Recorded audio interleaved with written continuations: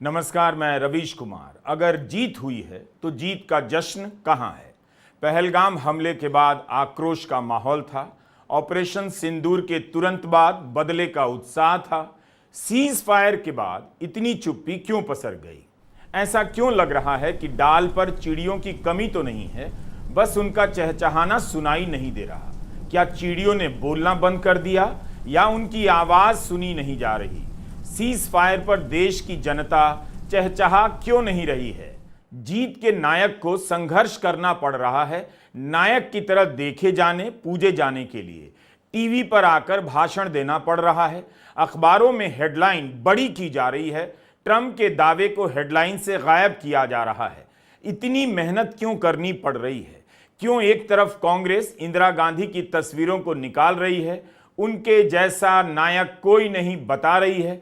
क्या बीजेपी इसके जवाब में जीत के मौजूदा नायक के रूप में प्रधानमंत्री मोदी को पेश नहीं कर पा रही? क्या सीज फायर का भी कोई नायक होता है? क्या अचानक हुए सीज फायर के सवालों का जवाब देश को मिल गया है, दे दिया गया है? आज़ादी के बाद से ही हिंदुस्तान की फौजों ने कमाल ही किया है। गोवा से बात शुरू करें अपन। गोवा में तो 61 में शायद उसको हमने छुड़ा लिया पुर्तगालियों से। उस वक्त भी युद्ध हुआ था। बचपन मुझे याद है, जब मैं खुद स्कूल में पढ़ता था तब की बात है। 74 में सिक्किम को छुड़ा लिया। अमेरिका का दबाव हिंदुस्तान पे हर वक्त रहा है, चाहे गोवा हो चाहे वो सिक्किम हो। उसके बाद में बांग्लादेश का तो 71 का आपको मालूम ही है। बांग्लादेश की घटना को भी हमने उसको, और जो पॉलिसी है इंडिया गवर्नमेंट की दबा के रखने की इतिहास को, उसके कारण कि नई पीढ़ी तो पता ही नहीं, वो समझ नहीं पाएगी कि हो क्या रहा देश के अंदर। वो उसको गर्व करने की स्थिति नहीं रहेगी उनकी। किस प्रकार दो टुकड़े कर दिए पाकिस्तान के। 93,000 सैनिकों को, कर्नल जनरल सबको सरेंडर करवा दिया। वो वक्त भी देखा हम लोगों ने। मैं खुद बचपन में गया था 71 के बाद के वक्त में। शरणार्थी शिविर लगे हुए थे वहाँ पर। 1 करोड़ लोग आ गए थे इंडिया के अंदर। तो हम NGO के माध्यम से गए वहाँ सेवा करने के लिए। तो मुझे याद है कि वो दृश्य क्या था वहाँ पर, और किस प्रकार वो बाद में इतनी बड़ी जीत के बाद में उस पर भी अमेरिका का साधना बेड़ा आ गया था। निक्सन साहब ने भेज दिया, दबाव दिया इंदिरा गांधी पर। झुकी नहीं इंदिरा गांधी। कांग्रेस ने जिस तरह से इंदिरा गांधी की पुरानी तस्वीरों को निकाला है, लगता है कि उसे भी इंतजार था इस बार कोई बड़ी जीत ना हो जाए। इस बार प्रधानमंत्री मोदी पहले के 2 हमले से आगे निकल सकते हैं, कांग्रेस ने सोचा होगा। माहौल को देखते हुए कांग्रेस ही नहीं, पूरा विपक्ष प्रधानमंत्री मोदी के साथ एकजुट हो गया। लेकिन जैसे ही सीज फायर का ऐलान हुआ, कांग्रेस ने इंदिरा गांधी की तस्वीरों को वायरल कराना शुरू कर दिया और आम लोग भी इंदिरा गांधी की बातें करने लगे। बीजेपी के समर्थक जिस इंदिरा गांधी को आपातकाल की खलनायिका की तरह पेश करते हैं, वो भी नहीं समझ पा रहे कि 2 टुकड़े 4 टुकड़े कर देने की राजनीति का नायक प्रधानमंत्री नरेंद्र मोदी क्यों नहीं बन सके। यह खिताब इंदिरा गांधी के पास कब तक रहेगा? बीजेपी तिरंगा यात्रा निकालेगी 13 मई से 23 मई के बीच। विपक्ष ने एकजुटता दिखाने के लिए तिरंगा यात्रा निकाली। कांग्रेस ने। बीजेपी किस लिए निकाल रही है? सीज फायर का श्रेय लेने के लिए। लेकिन 10 से 12 मई तक बीजेपी इस जीत की खुशी को कैसे रोक पाई होगी? आपने मैच आज जीता और जश्न 4 दिन बाद होगा, ऐसा कब होता है? हार के बाद का सन्नाटा समझ आता है, जीत के बाद की खामोशी कैसे होती है? होती भी है क्या? जीत के बाद फुटबॉल के खिलाड़ियों को सर झुकाकर जाते हुए किसने देखा है? विश्व क्रिकेट के मैच में जीत के बाद इंडिया गेट पर दौड़े चले आने वाले लोग कहां चले गए? कराची और इस्लामाबाद तक पहुंच चुके गोदी चैनलों के एंकर और उनके मालिक ही चले आते इंडिया गेट पर। यहां सब कुछ दोपहर सा, स्लो मोशन सा लग रहा है। लोग क्यों भूल गए इंडिया गेट को, जहां जीत के जश्न का एक कर्मकांड हमेशा से तय रहा है? जीप की छत पर बैठकर कार की खिड़कियों से निकलकर तिरंगा लहराना इंडिया गेट वीरान नजर आता है। अगर बमों पर यह विवेक की जीत है, परमाणु हमले को रोकने के विवेक की जीत है, तब फिर इसके ऐलान के 2 दिनों के बाद के भाषण में ललकारने की भाषा का क्या काम था? उन पंक्तियों में ट्रेड, टेरर और टॉक, 3 प्रकार के टी की तुकबंदी क्या आपके भीतर जीत का संचार कर पा रही थी, या कई बार इस तरह की पंक्तियों को सुन चुके होने की उबासी तारी थी? 2 दिन का वक्त लग गया प्रधानमंत्री नरेंद्र मोदी को टेलीप्रॉम्प्टर पर लिखे भाषण को पढ़ने में। क्या जीत का भाषण लिखने वाला सीज फायर का भाषण नहीं लिख पा रहा था? क्या जीत की घड़ी में नायक टेलीप्रॉम्प्टर का इंतजार करता रहा, या टेलीप्रॉम्प्टर को लाया गया जीत का नायक पैदा करने के लिए? ऐसा लगता है कि लोग केवल हार की हताशा और जीत के जश्न को जानते हैं, सीज फायर नहीं जानते। बराबरी पर छूटे मैच का जश्न कौन मनाता है? टाई हो चुके मैच का हीरो कौन बनता है? फिर भी राष्ट्रीय जीवन में सीज फायर के कर्मकांड की कल्पना तुरंत कर लेनी चाहिए। ये पत्ते आंधियों का मुकाबला कर रहे हैं, जोर से एक साथ उठते हैं, फिर ठंडे होकर सांस लेते हैं। ठीक यही असर टेबल फैन की रफ्तार से भी पैदा किया जा सकता है।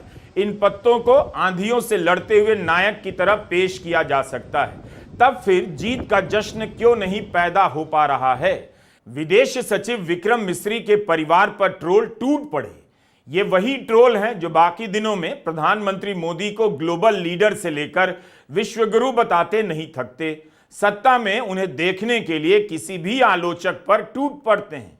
इन ट्रोलों की निंदा किसी मंत्री ने नहीं की, किसी पुलिस ने इनके खिलाफ एफआईआर नहीं की, लेकिन गुजरात में सेना का मनोबल गिराने वाले पोस्ट के खिलाफ 14 एफआईआर हुई है।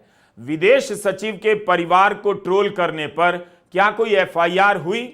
क्या इसलिए उन्हें माफ कर दिया गया कि उन्हें सीज फायर का कर्मकांड मालूम नहीं था? हताशा में विदेश सचिव के परिवार पर टूट पड़े। प्रधानमंत्री मोदी का भाषण गोदी चैनलों के थंबनेल जैसा था। जिस तरह से गोदी चैनलों के थंबनेल कराची तक पहुंच गए, इस्लामाबाद चले गए, पाकिस्तान को हाफ और साफ कर दिया, उसी तरह की भाषा प्रधानमंत्री की भी लगी। धूल चटा दी, मिट्टी में मिला देंगे, सिंदूर उजाड़ा तो आतंक का हेडक्वार्टर उजाड़ दिया। पानी और खून एक साथ नहीं बह सकते। गोदी मीडिया के ऐसे ही जोशीले थंबनेल से भारत का मजाक उड़ने लगा है। गोदी चैनलों के थंबनेल इतने झूठे ना होते तो शायद जनता प्रधानमंत्री मोदी के थंबनेल पर कुछ यकीन भी कर लेती। आतंकियों ने हमारी बहनों का सिंदूर उजाड़ा था, इसलिए भारत ने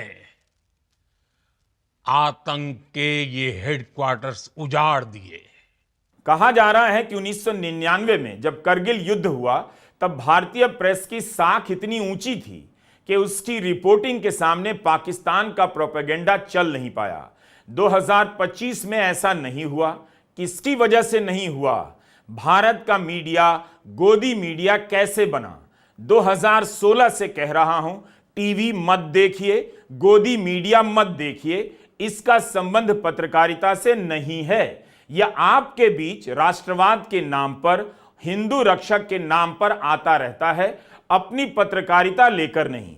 आपको ठगता है, फिर भी करोड़ों लोग हिंदू सुख की प्राप्ति के लिए इस गोदी मीडिया पर भरोसा करते हैं, अपनी शाम बर्बाद करते हैं।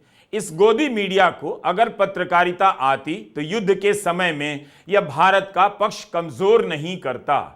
2002 में प्रेस स्वतंत्रता सूचकांक में भारत का स्थान 80वें नंबर पर था। 2025 में 151वें नंबर पर आ गया।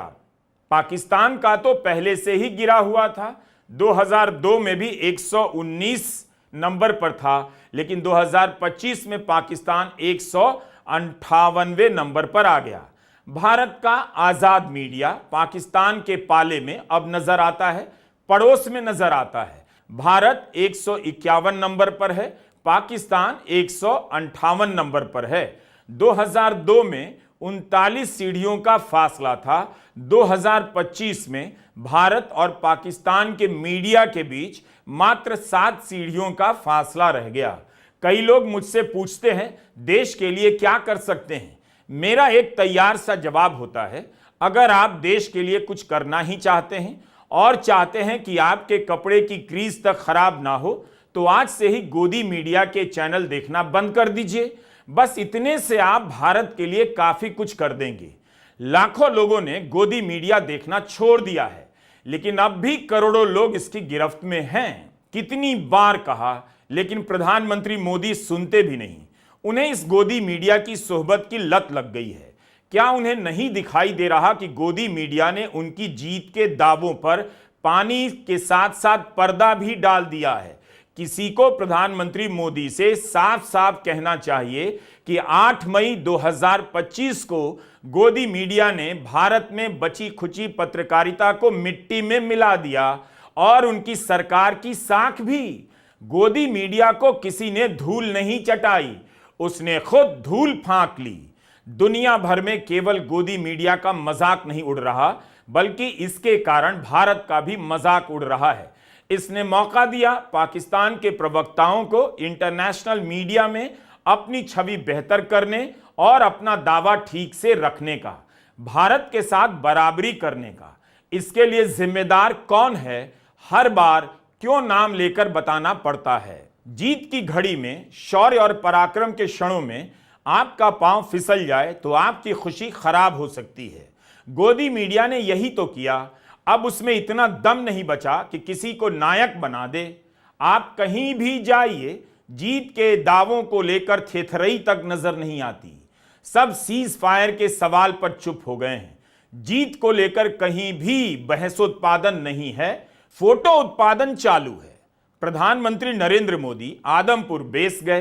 क्या आपको जीत के नायक की खनक सी नजर आती है? दुश्मन का पायलट क्यों नहीं सो पाता है, इस स्लोगन के सामने प्रधानमंत्री मोदी की तस्वीर उदास सी क्यों लगती है? क्या जीत के बाद मुस्कुराने पर पाबंदी है?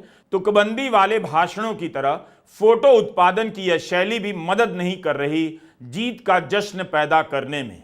आखिर यह कैसी जीत है जो सीज फायर की पीठ पर कई सवाल लेकर धमक पड़ती है? आपने पाकिस्तानी फौज को भी बता दिया है, पाकिस्तान में ऐसा कोई ठिकाना नहीं है जहां बैठकर आतंकवादी चैन की सांस ले सके। हम घर में घुसकर मारेंगे और बचने का एक मौका तक नहीं देंगे। अमेरिका के राष्ट्रपति डोनाल्ड ट्रंप ने कश्मीर का नाम लेकर लिखा है कि वे कश्मीर के मसले पर प्रयास करेंगे, तो भारत को नाम लेकर इसका खंडन करना चाहिए था, लेकिन नहीं किया जा रहा है। सूत्रों से खंडन करवाया जा रहा है। जिन सूत्रों ने गोदी मीडिया से इतना झूठ बुलवाया कि भारत आधा पाकिस्तान साफ कर चुका है, उन सूत्रों पर कौन भरोसा करे? ट्रंप ने अपनी बात सूत्रों के जरिए तो नहीं कही, तो उनके बयान का खंडन करने वाला यह सूत्र कौन है? क्या प्रधानमंत्री मोदी हैं? विदेश मंत्री एस जयशंकर हैं? कौन है यह सूत्र? किससे पूछने के बाद ट्रंप के बयान का ऑफ रिकॉर्ड खंडन कर रहा है? जब सब कुछ हो रहा है तो ट्रंप साहब ने कौन सी ठेकेदारी ले रखी है? वो ठेकेदार बन गए खुद ही, या तो खुद बन गए या हमारी चुप्पी जो है हमारे देश के सरकार की, उस चुप्पी ने उनके हौसले बढ़ा दिए हैं कि सीज फायर वो कर रहे हैं कि रात भर मैंने मेहनत करी है हमारे लोगों ने। अब मेहनत करने में कौन कौन भागीदार थे, ये बात स्पष्ट होनी चाहिए देश के सामने। कोई स्पष्ट नहीं हुई। क्या आपने गौर किया कि प्रधानमंत्री मोदी ने अपने संबोधन में 22 मिनट के संबोधन में कश्मीर का नाम तक नहीं लिया, ट्रंप के प्रस्ताव को रिजेक्ट भी नहीं किया सीधे सीधे, बल्कि यह कहा कि अगर पाकिस्तान पर बात होगी तो पीओके पर ही होगी। मैं आज विश्व समुदाय को भी कहूंगा, हमारी घोषित नीति रही है। अगर पाकिस्तान से बात होगी तो टेररिज्म पर ही होगी। अगर पाकिस्तान से बात होगी तो पाक ऑक्युपाइड कश्मीर पीओके उस पर ही होगी। क्या प्रधानमंत्री मोदी बातचीत की तरफ इशारा कर रहे हैं? अभी तक कहते थे जब तक आतंकवाद है तब तक बातचीत नहीं होगी, लेकिन अब कहते हैं अगर पाकिस्तान से बात होगी तो पाक अधिकृत कश्मीर पर होगी। देश जानना चाहता है कि क्या ट्रंप ने जो कहा उसके मुताबिक कश्मीर पर बात होने वाली है। क्यों पाकिस्तान कह रहा है कश्मीर पर बात होगी? प्रधानमंत्री मोदी यही कह देते कि पाकिस्तान से कश्मीर पर बात नहीं होगी। इसका क्या मतलब है कि जब भी बात होगी पीओके पर बात होगी? बीजेपी के समर्थक क्या बातचीत के जरिए पीओके चाहते हैं? तो फिर युद्ध की बात क्यों करते हैं? टुकड़े टुकड़े करने की बात क्यों करते हैं? 5 साल पहले तो संसद में अमित शाह ने कहा था पीओके के लिए जान दे देंगे। प्रधानमंत्री कह रहे हैं बातचीत करेंगे। इसलिए एग्रेसिव हूं कि जम्मू एंड कश्मीर के पीओके को आप भारत का हिस्सा नहीं मानते हो क्या? एग्रेसिव ना हो, जान दे देंगे इसके लिए। क्या बात कर रहे हो आप? एग्रेसिव होने की क्या बात कर रहे हो? जान दे देंगे इसके लिए।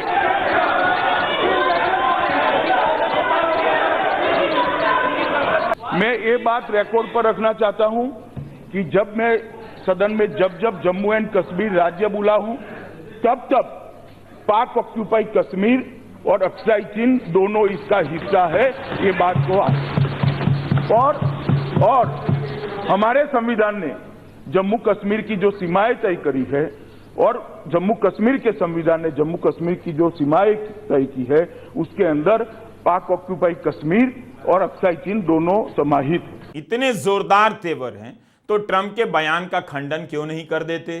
ट्विटर पर ही तो लिखना है कश्मीर के मसले से दूर रहिए। सन 2000 में बिल क्लिंटन दिल्ली से इस्लामाबाद गए, वहां उन्होंने भरोसा दिया कि कश्मीर के मसले के बीच में अमेरिका कभी नहीं पड़ेगा। द हिंदू की पत्रकार सुहासिनी हैदर ने यह जानकारी ट्वीट की है।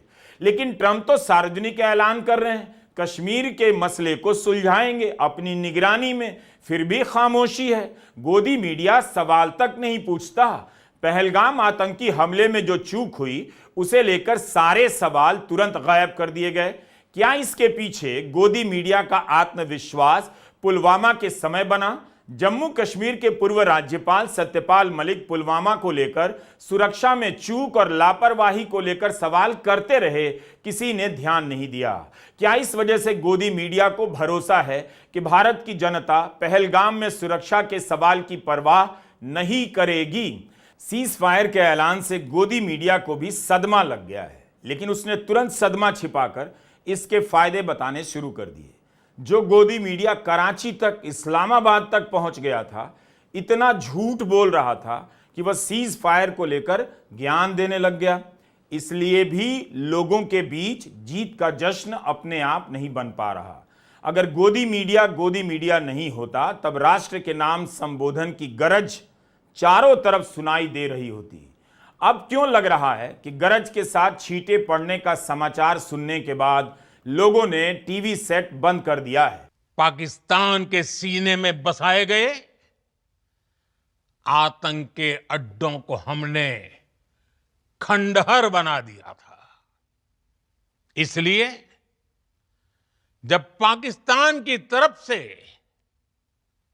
गुहार लगाई गई, पाकिस्तान की तरफ से जब ये कहा गया कि उसकी ओर से आगे कोई आतंकी गतिविधि और सैन्य दुस्साहस नहीं दिखाया जाएगा, तो भारत ने भी उस पर विचार किया।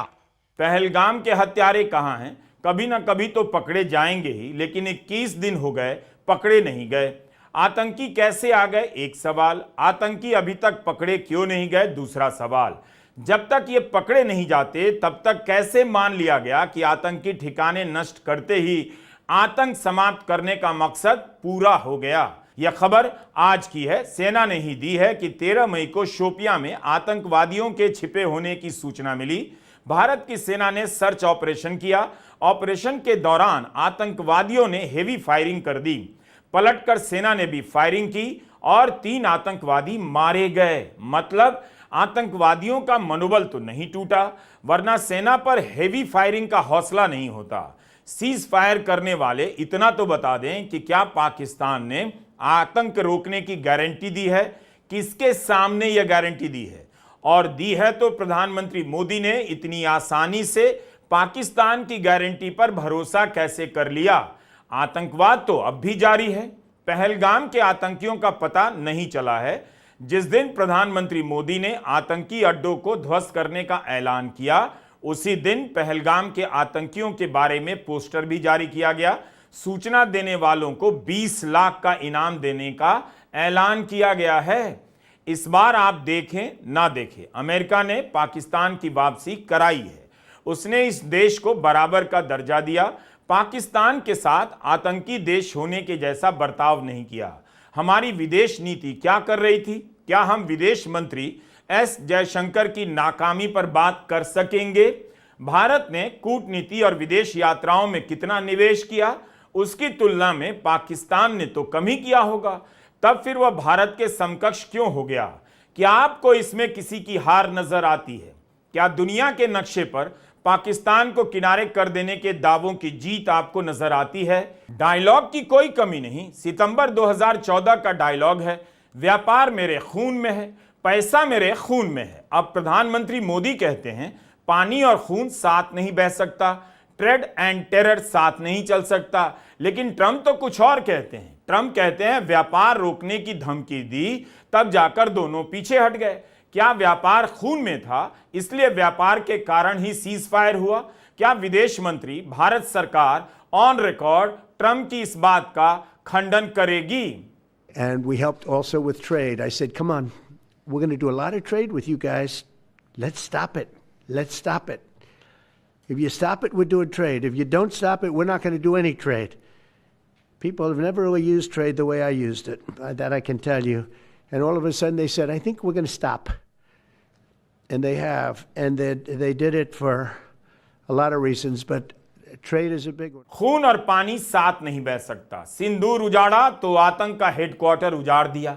प्रधानमंत्री के डायलॉग इस दौर की ऊंची इमारतों की तरह लगते हैं। नजदीक से देखने पर ऊंची इमारतें डराती हैं, दूर से देखिए तो भाती नहीं। इन इमारतों को जरा देखिए। प्रधानमंत्री मोदी की बातें भी इन इमारतों की तरह ऊंची हो चुकी हैं। डायलॉग बहुत है, मगर सब के सब एक समान लगते हैं। धूल चटा दी, मिट्टी में मिला देंगे, कोई फर्क नहीं। सब एक जैसे, जैसे इन इमारतों के सारे कमरे एक जैसे, सारी इमारतें एक जैसी।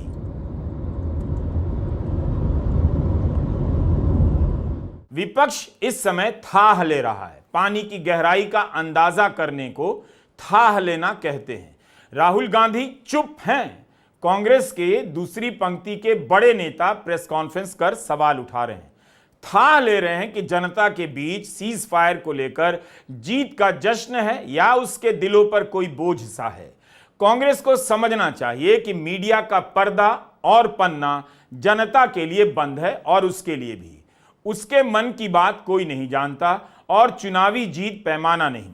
चुनावी जीत की वजह कुछ और होती है, लेकिन बहुत चतुराई से बिहार चुनाव का इंतजार किया जाएगा। याद रखिएगा मेरी बात को, रिजल्ट आते ही उसकी जीत को सीज फायर के सवालों का जवाब बता दिया जाएगा। लेकिन तब तक जनता क्या करेगी? विपक्ष क्या करे? क्या इसी तरह थाह लेता रहे कि जनता के बीच असंतोष कितना है, कितना गहरा असंतोष है? जैसा आप जानते हैं कि प्रधानमंत्री जी ने कल राष्ट्र को संबोधन किया, बहुत निराश किया। बातें बहुत अच्छी कही उन्होंने, कुछ वादे भी किए हैं फ्यूचर के लिए कि फ्यूचर में क्या पॉलिसी रहेगी देश की। आतंकवाद को लेके भी, एटॉमिक एनर्जी को या एटॉमिक बम को लेके भी सब बातें उन्होंने कही, अच्छी बात है। पर जो पूरा देश इंतज़ार कर रहा था कि जो अचानक सीज फायर हुआ उसको देश पूरा समझ नहीं पा रहा है, कोई नहीं समझ पा रहे हैं।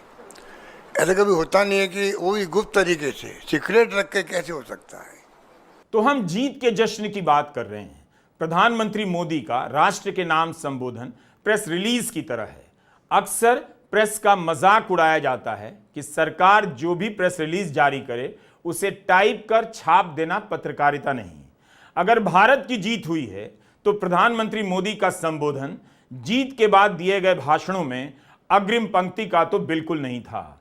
ऐसा लग रहा है कि किसी भाषण लिखने वाले ने अफसर से पास कराकर टेलीप्रॉम्प्टर पर चढ़ा देने का काम भर किया।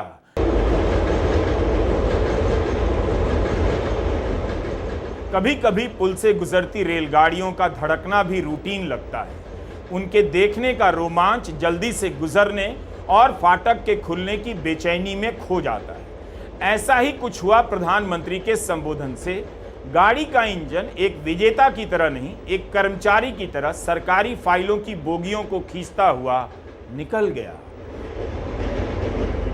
यह सवाल तो आप खुद से पूछिए, क्या हवा में आपको जीत की खुशबू का पता चल रहा है? सीज फायर की जीत कैसी होती है? क्या पाकिस्तान ने कुछ आतंकवादियों को आपके हवाले किया? अगर पाकिस्तान इतना डर गया था तो आपने अपनी शर्त क्यों नहीं रखी? किस शर्त पर आपने सीज फायर के लिए हां कर दी? इस बार लोग दो पार्ट में फंस गए हैं।